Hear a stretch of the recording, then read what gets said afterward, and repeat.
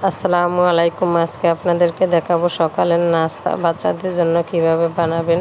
আমি এই যে পেঁয়াজ, কাঁচামরিচ, ধনেপাতা দিয়ে তারপরে 2টা ডিম ভেঙে এরপরে দিয়েছি, একটু লবণ দিয়ে আর কি মেখে নিয়েছি।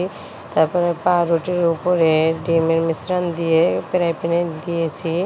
ফ্রাই প্যানে আর কি একটু তেল দিবেন, অল্প পরিমাণে, বেশি দিয়েন না। তারপরে দিয়ে এই যে ফ্রাই প্যানে এই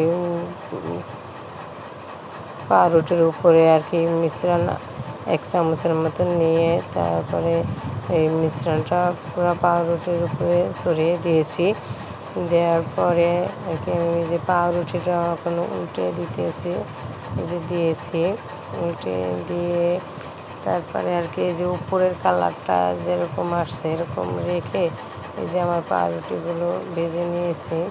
তারপরে একটু আর কি যে ইচ্ছা করে একটু কাট করব, কেটে তারপরে কি সার্ভ করব বাচ্চাদের জন্য। এইভাবেই আপনারাও বানাতে পারেন। সকালে বাচ্চারা কিন্তু বেশি ভারী খাবার খেতে চায় না, একটু হালকা পাতলা খাবার দিলে ভালো আর কি, বাচ্চারাও খেতে পারে, আপনারা বড়রাও ট্রাই করতে পারেন। সবাই সকালবেলা এরকম একটু নাস্তা হলে আর কিন্তু কিছু লাগে না বেশি একটা,